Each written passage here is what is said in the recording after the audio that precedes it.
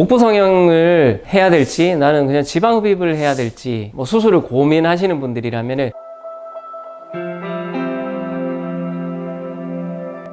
네, 안녕하세요. 탱탱하게 글램하게 탱글 성형외과 원장 오창현입니다. 2000년대 초반 정도만 하더라도 주로 이제 하던 수술들이 눈 수술이었어요. 눈 수술. 거기서 조금 더 한다고 하면은 코 수술 정도였고, 시간 흐르면서 이제 얼굴 쪽으로 뼈 수술까지 사람들한테 많이 대중화되었고, 근데 그 당시에도 특히 외국에서는 굉장히 많이 시행되고 있는데 우리나라에서는 몸에 대한 거에는 아직 관심도가 좀 많이 떨어질 때였거든요.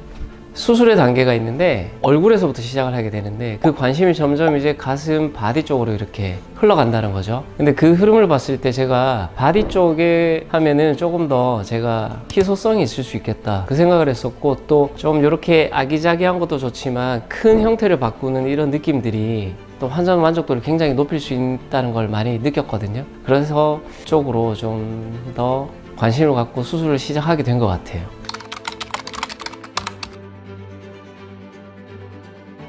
복부 성형에서 가장 중요한 포인트는 뭐 여러 가지 합병증들을 최소화시키는 방법으로 수술할 것, 그 다음에 두 번째는 흉터 높이를 정확하게 판단해서 잡을 것. 절개 범위를 짧게 가져간다고 해서 무조건 좋지는 않습니다. 왜냐하면은 내가 처진 양에 비해서 절개가 짧을 경우에는 나중에 수술을 끝나고 나서 이제 바깥쪽이 이렇게 퉁퉁하게 울어있는 현상이 생겨요. 그게 이제 도기어라는 건데, 그건 수술실에서 다 깨끗하게 정리가 되어야지 되거든요.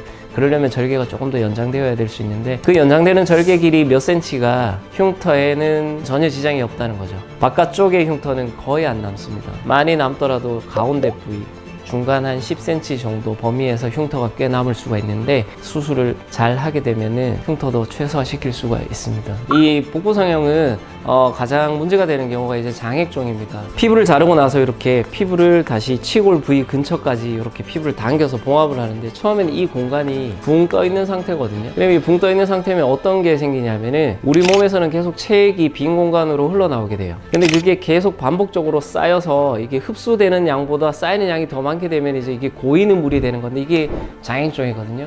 근데 장액종이 장기적으로 계속 지속이 되면 거기에 굉장히 심한 흉터 조직이 생깁니다. 그래서 굉장히 심한 경우에는 돌덩어리 같은 혹이 생기게 되고, 실제로 제가 봤던 환자분 중에 굉장히 마르신 남자분이었는데, 그분이 복부 성형을 받고 나서 장액종이 반복적으로 발생이 됐던 분인데요. 그분이 결국은 제 주먹만한 요런 혹이 하나 그냥 볼록하게 이렇게 만들어져 있었어요. 그래서 그게 생기면 이제 단단한 돌덩어리처럼 이렇게 복부 안쪽에 형성이 되는데, 그게 생기면 이제 나중에 제거할 때 굉장히 좀 까다로워지죠.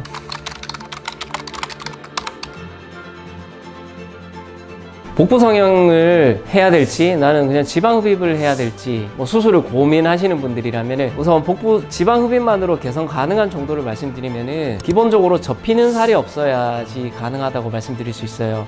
특히 접히는 부위가 치골 외음부하고 하복부 사이에 피부랑 근육을 이렇게 사이에 있는 인대 조직이 있거든요. 그게 보통 복부에는 한 2군데 3군데 저명하게 나타나는데, 배꼽 주변 가로선, 외음부랑 하복부 사이에 가로선, 그 가로선에서 피부가 이렇게 접히는 느낌이 들잖아요. 그러면 그런 경우는 사실은 지방 흡입만으로는 조금 해결하기 힘들다고 보시면 되고, 배꼽 주변이 많이 쪼글쪼글하신 경우, 피부가 생각보다 많이 당겨지거든요. 그런 분들은 또 지방 흡입으로 조금 어렵다. 외음부가 푹 늘어짐이 좀 느껴진다, 탄력이 없다, 그러면 그런 분들은 외음부도 당겨보고 아랫배도 당겨보면 상당히 많은 양이 잡히거든요. 그럼 그 정도 피부는 대부분 다 제거가 될 수 있어요.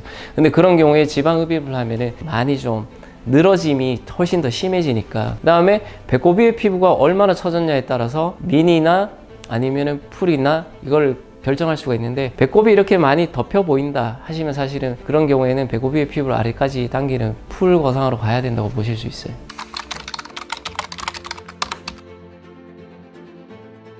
어떤 분은 38세 정도 됐는데, 이분이 저한테 찾아왔을 때 표정이 굉장히 안 좋았어요. 이런 분들을 많이 보다 보니까 그냥 얼굴만 봐도 이분이 처한 상황이나 이런 게 조금 눈에 들어오는데, 이혼을 얼마 전에 한 것 같다 그런 느낌이 오거든요.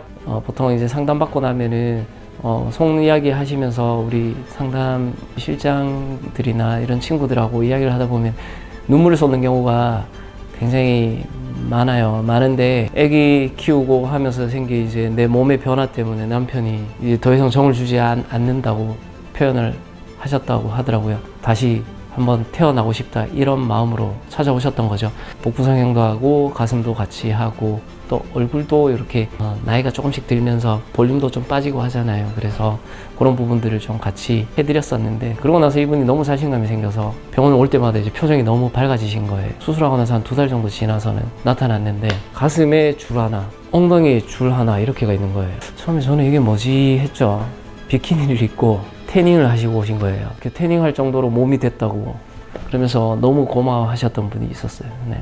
대화를 하다 보면은 저도 한 번씩 감정이입이 돼서 약간 조금 코끝이 찡긋할 때도 있는데, 만족하는 모습을 보면은 상당히 수술에 대한 보람이 큰 것 같아요. 제가 오늘 복부 성형술, 복부 거상술이라고도 표현하는 이 수술에 대해서 제가 알고 있는 지식을 다 표현해 드리지는 못했지만 많은 이야기를 했는데, 이게 고민이시면은 병원에 한번 와서 한번 상담받아 보시면은 더 정확하게, 더 속 시원하게 나의 문제점을 찾고 해결책을 제가 제시해 드릴 수 있거든요. 상담 받아 보시면 많은 도움이 되실 거예요. 탱글 성형외과 원장 오창현이었습니다.